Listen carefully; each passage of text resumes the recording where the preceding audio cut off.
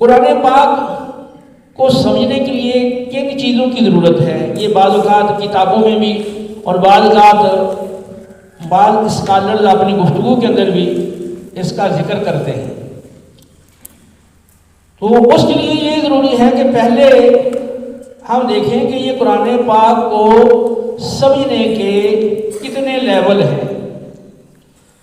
تو میں نے اپنے طور پر اس کے 3 لیول جو ہے وہ رکھے ہیں کہ 3 لیول ہیں قرآن پاک کو سمجھنے کے۔ ایک تو وہ لیول ہے جو بالکل ابتدائی لیول ہے۔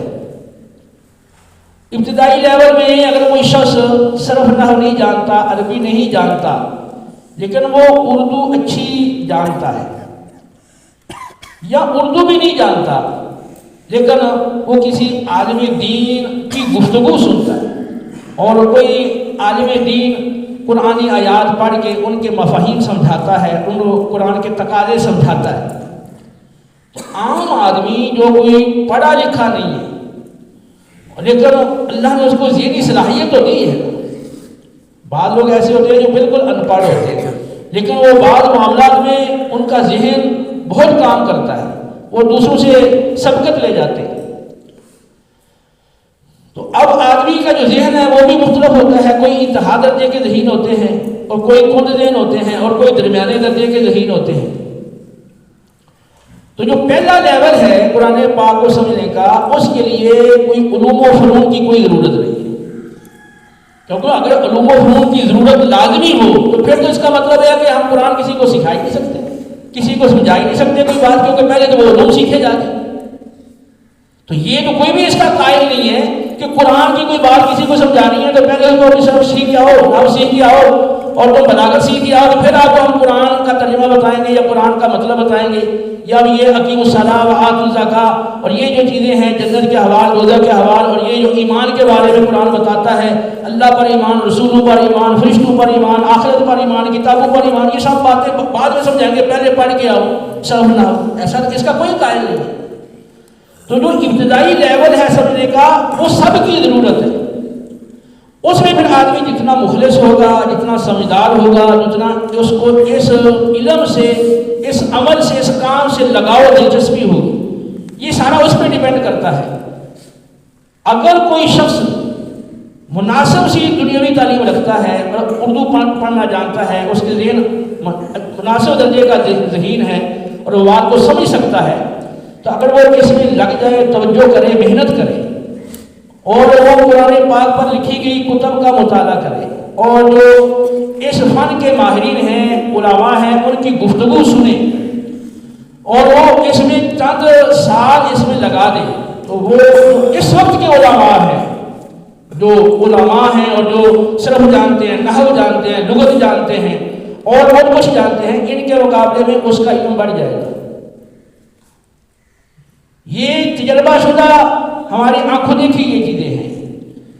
اسکول کے جو یونیورسٹیوں کے جو اسٹوڈنٹ ہیں، وہ فزکس ہے، کیمسٹری ہے، بایو ہے، دیگر چیزیں ہیں، ان کو پوری طرح حفظ کر لیتے ہیں، تو قرآن اس کے مقابلے میں کوئی بہت زیادہ مشکل نہیں ہے۔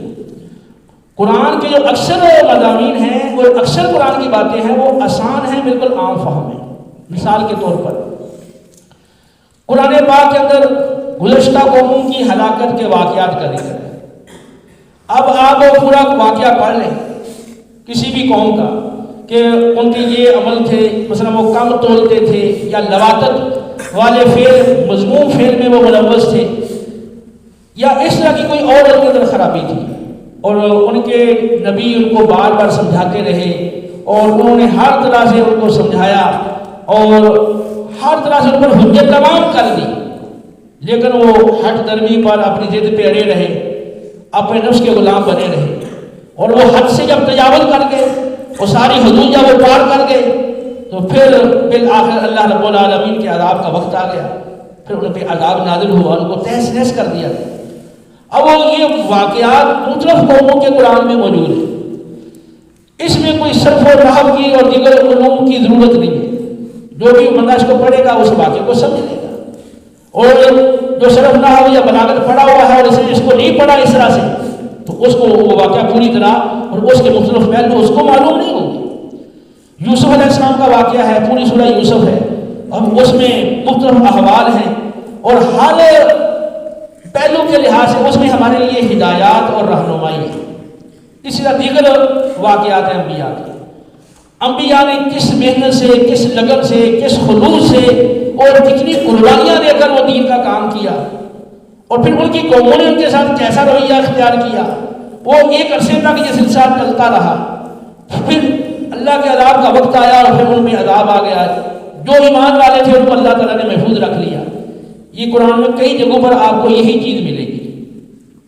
اسی طرح آپ دیکھیں گے کہ قرآن پاک کے اندر قیامت کی ہولناکیوں کا تذکرہ ملے گا آپ کو.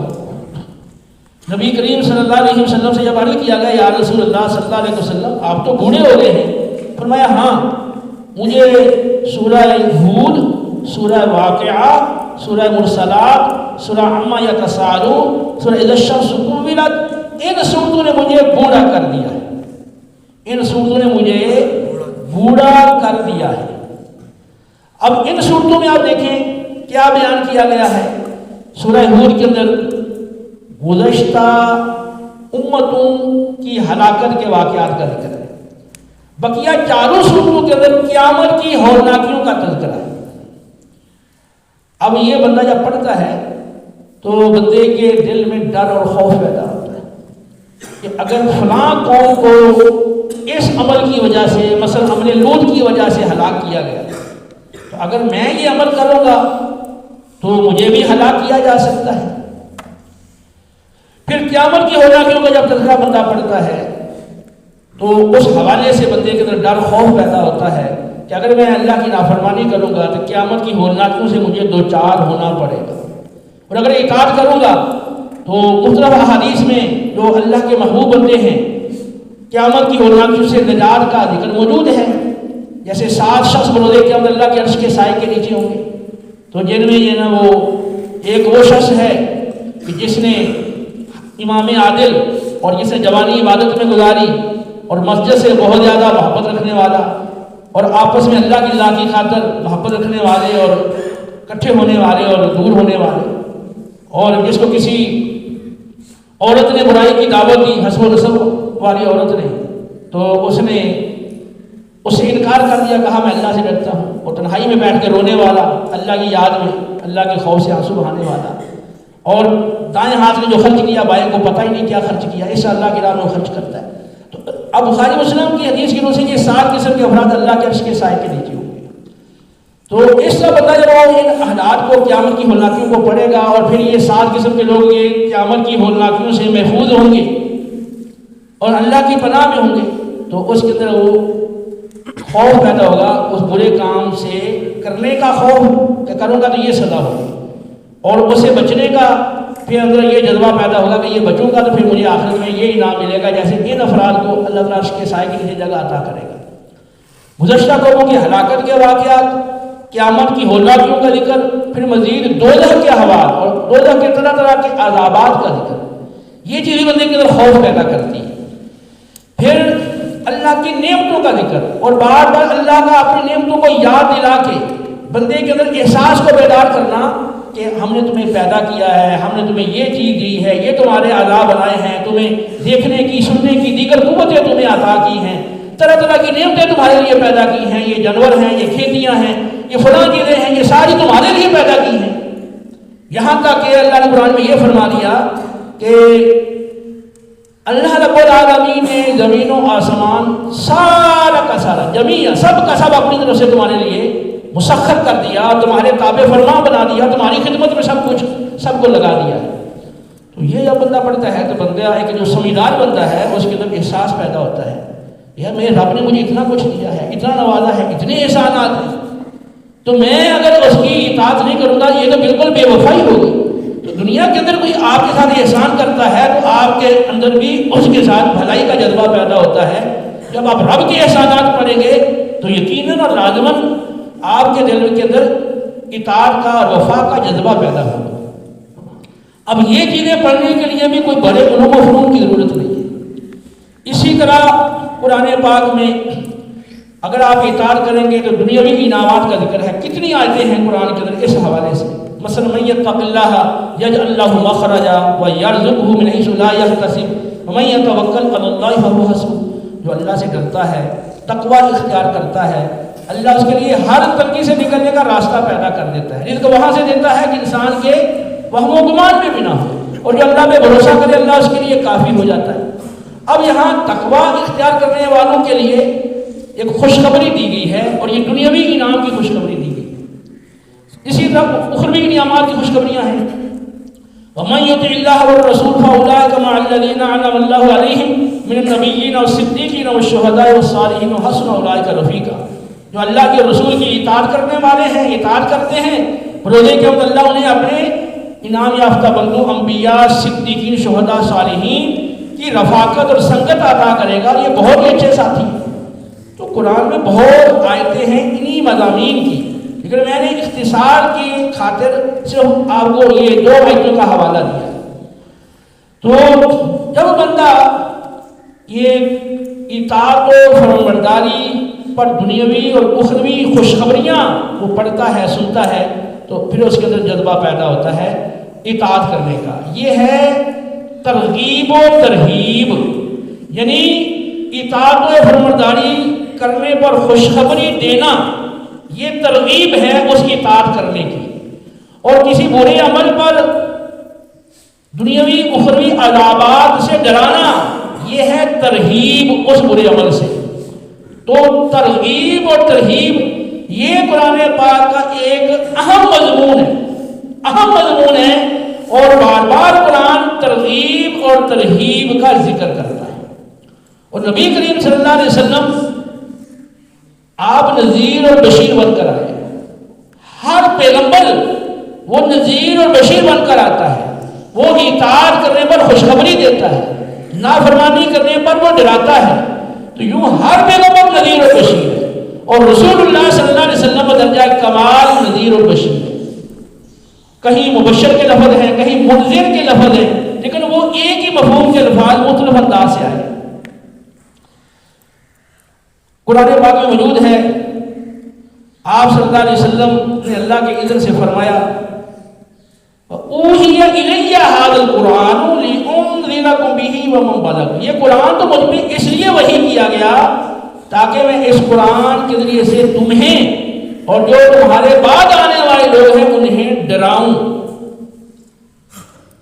ان انا الا نذیر و بشیر لقوم یؤمنون. میں صرف مومنوں کے لیے نذیر اور بشیر بن کر آیا ہوں.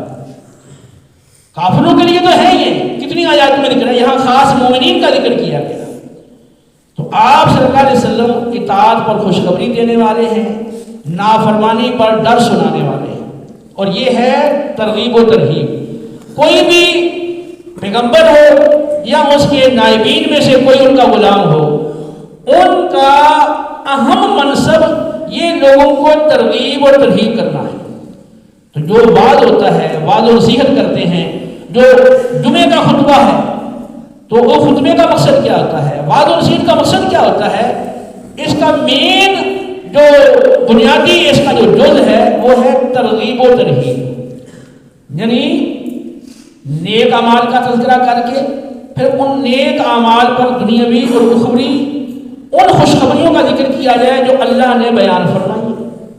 اور اسی طرح برے اعمال کا اور عقائد کا ذکر کر کے ان پر اللہ کی طرف سے جو دنیاوی اخروی عذابات کی وعیدیں سنائی گئی ہیں وہ سنا کر ڈرایا جائے. تو یہ ترغیب اور ترہیب یہ خطبے کا لازمی جز ہے.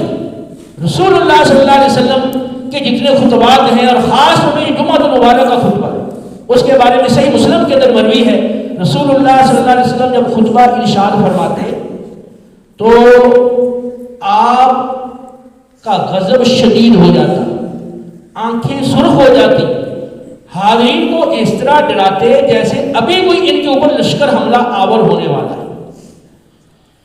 اب یہ آپ کے خطبے کا انداز تھا. اور خطبے میں کون لوگ ہوتے تھے؟ صحابہ کرام ہوتے تھے. تو صحابہ کرام کو آپ وہ خطبہ دے رہے ہیں اور پرزور انداز کے اندر انہیں ڈرا رہے ہیں. نافرمانی کرنے پر دنیاوی اخروی عذابات سے آپ ڈراتے ہیں. تو یہ آپ کے خطبے کا انداز تھا. اب ہمارے ہاں جو خطبے کے انداز ہے وہ بالکل ہی بدل گئے ہیں. جو رسول اللہ صلی اللہ علیہ وسلم کا انداز تھا وہ یکسر چھوڑ دیا گیا ہے. الا ماشاء اللہ قلیل منہم ایسے لوگ ہیں کہ جو اس طریقے سے خطبے کے لیے کوشش کریں. ہمارے اکثر جو وعظ ہیں یا تقریریں ہیں وہ اس ترغیب اور ترہیب سے یہ خالی ہے، اور بغیر ترغیب اور ترہیب کے قوم کی اصلاح ہو جائے یہ تقریباً ناممکن ہے. ٹھیک ہے. اب قرآن پاک کا جو اکثر حصہ ہے وہ ترغیب و ترہیب پر مشتمل ہے. اب وہ جو عربی جانتا ہے وہ ویسے ہی سمجھ لے گا، جو عربی نہیں جانتا تو وہ اردو میں اگر پڑھے گا تو اس کو سمجھ لے گا، اور اسی طرح جو اپنے ہم زبان کسی عالم سے سنے گا تو وہ بھی سمجھ لے گا. تو یہ بنیادی ضرورت ہے ترغیب و ترہیب کی، کہ ترغیب و ترہیب کی جائے اور ہم اس کا اثر قبول کریں. یہی چیز انسان کے اندر انقلاب لاتی ہے، یہی انسان کے اندر تبدیلی پیدا کرتی ہے. یا ایھا الناس قد جاءتکم موعظۃ من ربکم وشفاء لما فی الصدور وہدی ورحمۃ للمؤمنین. اے لوگوں تمہارے پاس تمہارے رب کی طرف سے واعظ آ گیا ہے اور سینوں کی ساری بیماریوں کی شفا آ گئی ہے، اور سراپا ہدایت اور سرچشمہ ہدایت اور سراپا رحمت آ گئی ہے مومنین کے لیے. یہاں پر اللہ نے اپنی کتاب کی یعنی قرآن پاک کی 4 صفتیں ذکر فرمائی ہیں. پہلا یہ ہے کہ یہ قرآن کیا ہے؟ موعظہ. موعظہ وعظ یعنی ایسا کلام جو دلوں پر اثر کرے. کلام تو کوئی بھی ہو اس کا کچھ نہ کچھ دل پہ اثر ہوتا ہے. یہاں میں بیٹھا ہوں، بعض اوقات ایسی کوئی خبر، کوئی ایسی خوفناک خبر پہنچتی ہے تو میری آنکھوں سے آنسو نکلنے شروع ہو جائیں گے. ایسا ہوتا ہے نہیں ہوتا؟ کسی کی قریبی عزیز کی موت کی خبر پہنچ جاتی ہے، ایکسیڈنٹ کی خبر پہنچ جاتی ہے، اور کسی حادثے کی خبر پہنچ جاتی ہے، تو اگر آدمی کا اس سے کچھ تعلق ہے کسی لحاظ سے تو اس پہ اس کا اثر ہوتا ہے. اسی طرح بعض اوقات ایسی خبر سنتے ہیں کہ آدمی کے وہم و گمان میں توقع بھی نہیں ہوتا کہ وہ اس کو کوئی انعام، کوئی ایسا چیز اس کو مل جائے گی جو بہت بڑی ہے، بڑی قیمتی چیز ہے، اور اچانک اس کو یہ خبر مل جائے کہ آپ کو یہ چیز دے دی گئی ہے یا آپ کو یہ مل جائے گی یا آپ کامیاب ہو گئے ہیں فلاں امتحان میں، آپ نے پہلی پوزیشن لے لی، تو آپ بڑے خوش ہو جاتے ہیں، پھولے نہیں سماتے.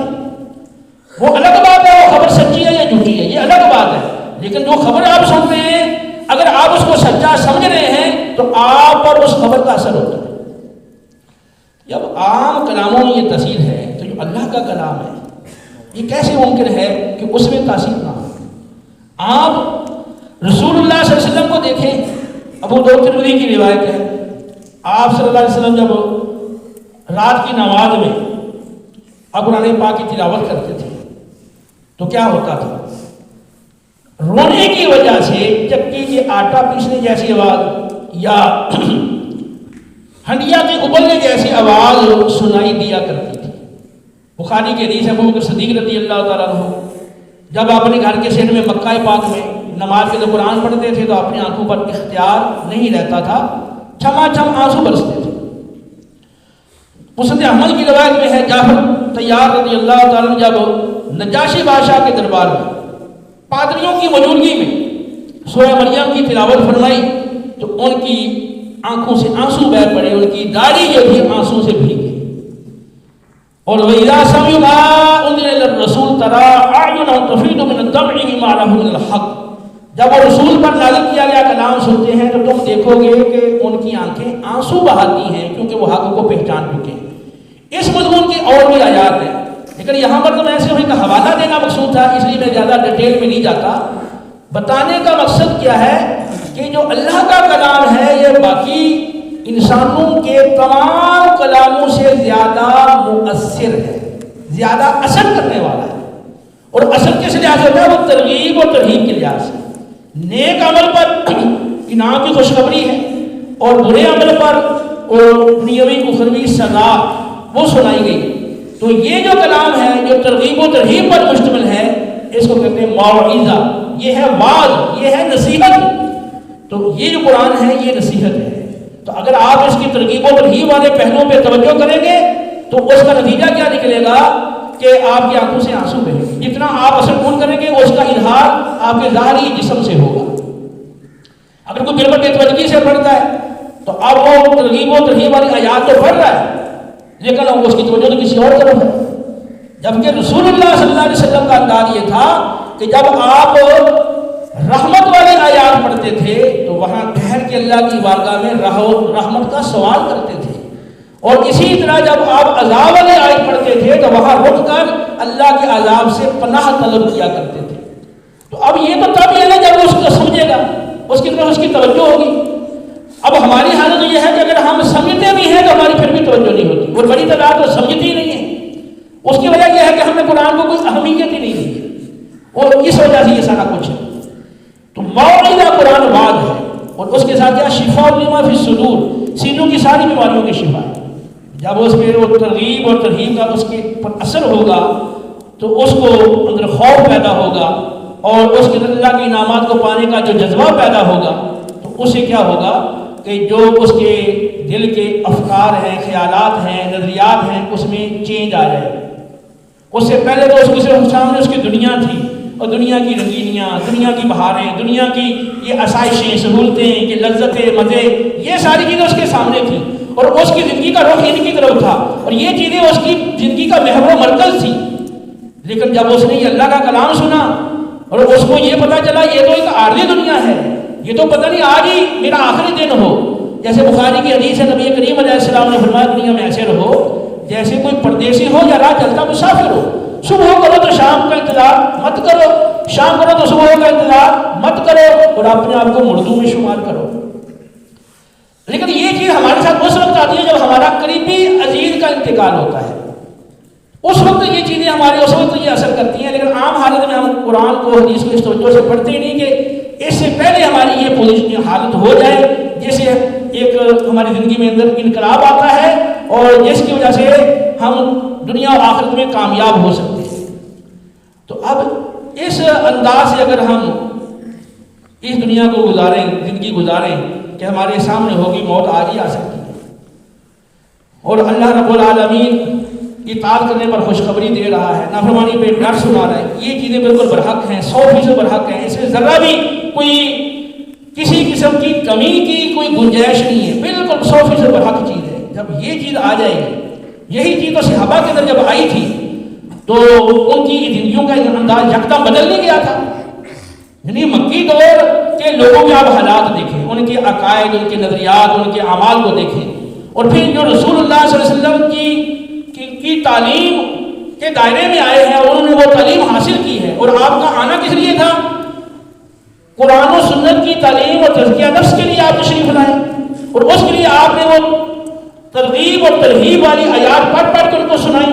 وہ اللہ کا حکم تھا وَجَاهِدْهُمْ بِهِ جِهَادًا كَبِيرًا, آپ قرآن کے ذریعے سے ان کے ساتھ جہاد کبیر کریں.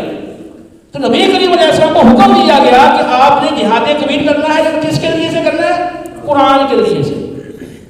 آپ نے قرآن کو پڑھ پڑھ کے سنانا ہے. تو اب ان کی کیا کیفیت تھی جب انہوں نے دیکھا کہ جو ان کا کلام سنتا ہے تو وہ تو بالکل ان کا دیوانہ ہو جاتا ہے, اور اس کا تو یکسر انداز زندگی بدل جاتا ہے, اور وہ تو اپنی آخرت کی بہتری کے لیے اپنا سب کچھ قربان کرنے کے لیے تیار ہو جاتا ہے, اور اس کو تو دنیاوی جو رشتے ہیں ان پر بھی وہ دین کی محبت کو مقدم اور ترجیح وہ دیتا ہے, اس کو مقدم رکھتا ہے. تو اب وہ پھر اپنے لوگوں کو منع کرتے تھے کہ قرآن مت سنو. وقال الذين كفروا لا تسمعوا لهذا القرآن والغوا فيه لعلكم تغلبون. کافروں نے کہا کہ قرآن کو نہ سنو, جب قرآن پڑھا جائے گا تو شور کرو تاکہ تم غالب آ جاؤ. فما لهم عن التذكرة معرضين كأنهم حمر مستنفرة فرت قسورا. ان لوگوں کو کیا ہو گیا ہے, یہ نصیحت سے اعراض کر رہے ہیں. یہ قرآن جو ترغیب و ترہیب پر مشتمل ہے, جو وعد و نصیحت پر مشتمل ہے, یہ لوگ اس سے بھاگ رہے ہیں, سننے کے لیے تیار نہیں. ان کو کیا ہو گیا؟ یوں لگتا ہے جیسے یہ جنگلی گدے ہوں اور ان کے پیچھے شیر لگا ہوا ہو, اور یہ اپنی جان کے خوف سے بھاگ رہے ہوں. یہ کفار کا قرآن کے ساتھ یہ رویہ تھا, اور یہ ان کا جو رویہ ہے اس نے انہیں ہدایت سے محروم رکھا. تو جو لوگ ہدایت سے محروم رہتے ہیں اور ان کے دلوں پہ مہر لگ جاتی ہے، اصل میں ان کا یہ رویہ ہوتا ہے نا قرآن کے ساتھ کہ قرآن ان کے لیے ہدایت بن کر آیا ہے، تو اب وہ اسے بھاگ رہے ہیں. اب بدقسمتی یہ ہے کہ اب مسلمانوں کے اندر جو بڑی تعداد ہے اس کا جو رویہ ہے وہ منو، ہم یہ تو نہیں کہہ سکتے، لیکن قرآن سے بھاگنے والا رویہ ہے. قرآن کو سیکھنا، اس کو سمجھنا، اس سے دلچسپی، اس سے محبت، اس سے لگاؤ، اس کو ترجیح، اس کو تقدیم، یہ رویہ مسلمانوں کا اکثریت کا نہیں، جس کی وجہ سے ہم اس مختلف قسم کے مسائل میں گرے ہوئے. تو نبی کریم علیہ السلام کو حکم دیا گیا کہ آپ اس قرآن کے ذریعے سے کیا کریں؟ جہاد کریں. تو یہ حکم کوئی آپ کے ساتھ خاص تھا جو آپ کے غلام ہونے کے لیے یہ حکم نہیں ہے نا حکم. اچھا، پھر جو آپ کے دامن سے وابستہ ہوئے اور انہوں نے یہ آیات ترغیب و ترہیب انہوں نے سنی اور ان پہ اس کے دل کا اثر ہوا اور دل جو ہے وہ شفا یاب ہوئے، تو ان کی حالت کیا ہوئی تھی؟ دیکھیں سورہ حجرات میں اللہ نے بیان فرمایا انما المؤمنون، مومن تو صرف وہ لوگ ہیں الذین آمنوا باللہ ورسولہ ثم لم یرتابوا وجاہدوا باموالہم وانفسہم فی سبیل اللہ اولئک هم الصادقون. مومن صرف وہ لوگ ہیں جو اللہ پر اور رسول پر ایمان لائے ہیں اور پھر ایمان لانے کے بعد ایمان کے سلسلے میں کسی شک میں مبتلا نہیں ہوئے اور پھر انہوں نے اس دین کے غلبے کے لیے اپنی جانیں بھی لگا دی، جانیں بھی صرف کر دی اور مال بھی صرف کر دیے. یہی قرآن کہتا ہے کہ یہی سچے ہیں، یعنی دعویٰ ایمان میں سچے یہ لوگ. تو وہ جب آیات و ترغیب و ترہیب بندہ سنتا ہے، قرآن کا واعظ سنتا ہے، تو پھر بندے کا نظریہ چینج ہو جاتا ہے، عقیدہ چینج ہو جاتا ہے، دل کی حالت چینج ہو جاتی ہے. تو وہ بھی جب حالت چینج ہوتی ہے دل کی، تو جو اعمال ہمارے صادر ہوتے ہیں وہ قلبی حالت کے نتیجے میں صادر ہوتے ہیں. یعنی آپ کا جیسا ذہن ہے، جیسا خیال ہے، اب مثلا دنیا کی محبت ہے دل کے اندر، تو آپ کے جو ظاہری اعمال ہیں وہ دنیا والے کی محبت والے ہی صادر ہوں گے، اور اگر دین کی محبت ہے تو دین کی محبت والے اعمال آپ سے صادر ہوں گے. تو اصل جو اصلاح ہے وہ قلب، وہ مقصود ہے. بخاری کی حدیث ہے انسان کے دل میں گوشت کا ایک لوتھڑا ہے، اگر وہ درست ہو تو سارا بدن درست رہتا ہے، یعنی سارے اعمال درست رہتے ہیں، اور اگر وہ خراب ہو تو سارا بدن خراب رہتا ہے، یعنی سارے اعمال ہی خراب رہتے ہیں. اور سن لو وہ دل ہے. تو اب یہ قرآن آیا اس لیے تاکہ یہ دل کی اندر انقلاب پیدا کرے. تو جب یہ انقلاب پیدا ہوتا ہے تو بندے کے عمل بدل جاتے ہیں. جیسے کہ صحابہ کرام علیہ رضوان، ان کی پہلی زندگی دیکھ لیں اور جب پھر وہ اسلام کے دامن سے وابستہ ہوئے ہیں، تو مکی زندگی کو دیکھیں، ان صحابہ کو زد و کوب کیا جاتا ہے، ان کو مارا پیٹا جاتا ہے، ان کو گھسیٹا جاتا ہے، ان کو طرح طرح کی اذیتیں تکلیفیں دی جاتی ہیں، اور ان پہ شیب ابی طالب میں بند کر کے ان پہ راشن وغیرہ بند کر دیا جاتا ہے. طرح طرح سے اذیتیں، طرح طرح سے تکلیفیں دی جا رہی ہیں، اور مسلسل ایک طویل سلسلہ ہے ان تکالیف کا اور اس ظلم و ستم کے سہنے کا. لیکن اس کے باوجود بتائیں کہ کوئی پیچھے ہٹا؟ پورے مکی دور میں کوئی اسلام لانے کے بعد اسلام سے پھرا؟ تو اصل بات یہ ہے کہ جب یہ ایمان کی حلاوت دل میں آ جاتی ہے، اتر جاتی ہے، چاشنی یہ دل میں یہ ایمان کی جو چاشنی ہے، لذت ہے، حلاوت ہے، جب وہ دل میں اتر جاتی ہے تو پھر یہ دنیا کی مصائب و الام اور دنیا کی یہ ساری تکالیف اور دنیا کی یہ سزائیں، یہ انسان کو اپنے مشن سے، اپنے مقصد سے اور اپنی راہ سے وہ ہٹا نہیں سکتا. تو صحابہ کرام کے اندر جو چینجنگ آئی تھی وہ اس قرآن کے ذریعے سے آئی تھی. تو قرآن یہ وعد ہے، یہ سینوں کی ساری بیماریوں کی شفا ہے. اب وہی صحابہ جن کا اسلام لانے سے پہلے جو عمل تھا وہ اب دیکھ لیں، اور اسلام لانے کے بعد جو عمل تھا اس میں دیکھ لیں، زمین و آسمان کا فرق ہے. تو اب یہ کہ سینے صاف ہو گئے، وہ سارے اندر کی جو پہلے خرابیاں تھی زمانہ جاہلیت کی وجہ سے وہ ساری کی ساری دور ہو گئی. اب ان کو صحیح معنوں کے اندر ہدایت مل گئی اور وہ اللہ کی رحمت کے حقدار بن گئے. تو پھر اللہ نے رضی اللہ عنہ ورضوا عنہ، اللہ ان سے راضی ہوا، وہ اللہ سے راضی ہوئے. اس کا تذکرہ قرآن میں کئی جگہوں پر موجود ہے. تو وہ نبی کریم علیہ السلام کا مشن تھا کہ آپ جہاد کبیر کریں قرآن کے ذریعے سے. تو وہی مشن آپ کے ہر امتی کا ہے. ہر امتی پر کوئی عالم ہے جو اس کے اعتبار سے کوئی محدث ہے، کوئی مفسر ہے، اور کوئی مالدار آدمی ہے، کوئی عام شخص ہے، تو جتنی اللہ نے اس کو ذہنی صلاحیت دی ہے، جسمانی طاقت دی ہے، مادی وسائل دیے ہیں، یا دیگر دین کے غلبے کے لیے جو کچھ اس کے پاس ہے وہ اس کو صرف کر کے دین کے غلبے کے مشن کا وہ حصہ بن سکتا ہے، تو اس کے لیے ضروری ہے کہ وہ یہ کرے۔ تو اب یہ ساری جو میں نے وضاحت کی ہے وہ اس لیے کی کہ آپ کو یہ بات واضح ہو جائے کہ یہ جو بنیادی قرآن کی ہدایت ہے اور نصیحت ہے اور دل میں انقلاب پیدا کرنے کے لیے یہ اس قرآن کی جو ہدایات ہیں اس کے لیے بڑے علوم و فنون کی ضرورت نہیں ہے، ٹھیک ہے؟ یہ ہدایت ہر ایک حاصل کر سکتا ہے، اور اسی لیے قرآن میں فرمایا گیا کہ ہم نے نصیحت حاصل کرنے کے لیے قرآن کو کیا کر دیا ہے؟ آسان کر دیا۔ وَلَقَدْ يَسَّرْنَا الْقُرْآنَ لِلذِّكْرِ فَهَلْ مِن مُّدَّكِرٍ، تو ہم نے نصیحت کے لیے قرآن کو آسان کر دیا ہے، تو اب ہے کوئی نصیحت حاصل کرنے والا جو اسے نصیحت حاصل کرے؟ تو یہ ہے پہلا لیول کہ جس میں جو قرآن کی ترغیب و ترہیب سے متعلق آیات ہیں، مضامین ہیں، ان کو انسان سمجھے اور سمجھ کے اپنے اندر انقلاب پیدا کرے اور اپنے آپ کو وہ اطاعت کے لیے پورے طور پہ تیار کر لے اور اپنا جان مال سب کچھ دین پہ راہ پہ لگانے کے لیے جیسے جیسے ضرورت ہو ویسے ویسے وہ تیار رہے، ٹھیک ہے؟ اب ہماری جو اکثریت ہے عوام و خواص کی، وہ اس بنیادی جو قرآن کو سمجھنے کا لیول ہے اور جو درجہ ہے اس سے بھی محروم ہے، کیونکہ اگر یہ درجہ بھی ہمیں حاصل ہوتا تو ہم اطاعت گزار ہوتے، فرمانبردار ہوتے۔ ہاں یہ ہے کہ علمی اعتبار سے احکام کی باریکیوں سے ہمیں آگاہی نہ بھی ہوتی، لیکن جو احکام ہمیں معلوم ہیں، جیسے نماز فرض ہے، تو اب ایسا بھی کوئی مسلمان ہے جس کو نہ پتا ہو کہ نماز فرض ہے؟ یا آپ میں سے کوئی ایسا ہوگا؟ نماز فرض ہے، صاحب نصاب زکوٰۃ فرض ہے، صاحب استطاعت حج فرض ہے، اسی طرح جیسے حالات ہوں ان حالات کے اعتبار سے جہاد فرض ہے، اسی طرح شراب حرام ہے، زنا حرام ہے، اور اسی طرح سود حرام ہے، رشوت حرام ہے، ناپ توڑ میں کمی اور دوسرے کی حق تلفی حرام ہے۔ یہ چیزیں عام سی چیزیں ہیں جو ہر ایک شخص کو معلوم ہے، لیکن وہ ان پہ عمل کیوں نہیں کرتا؟ وہ قرآن و سنت کا وعد اور ترغیب و ترہیب اگر وہ ان کو سنتا، ان کو پڑھتا اور اس کو احساس ہوتا کہ دنیا فانی ہے اور آخرت باقی ہے، رب کی بارگاہ میں حاضری ہوگی، وہاں جواب دہی ہوگی، جواب طلبی ہوگی، جو عمل کیے ہیں ایک ایک عمل کے بارے میں وہاں پرسش ہوگی، حساب و کتاب ہوگا، جزا سزا ہوگی، یہ اس کا ذہن ہوتا تو یہ چیزیں جو اس کو معلوم ہیں وہ ان کا عامل ہوتا، ٹھیک ہے؟ لیکن کیونکہ یہ بنیادی جو درجہ ہے قرآن فہمی کا وہ بھی حاصل نہیں ہے، اس وجہ سے یہ چیزیں معلوم ہونے کے باوجود اس کا عمل نہیں ہے۔ تو یہ ہے پہلا لیول، ٹھیک ہے؟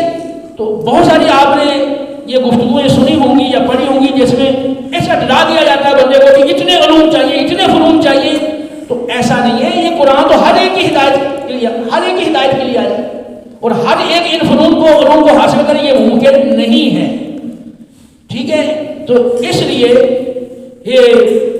یہ بات آپ ذہن سے نکال دیں کہ قرآن بہت مشکل ہے اور اس کے لیے تو بڑے علوم کی ضرورت ہے، وہ ہم نے پڑھے نہیں ہیں، ایسا کچھ نہیں۔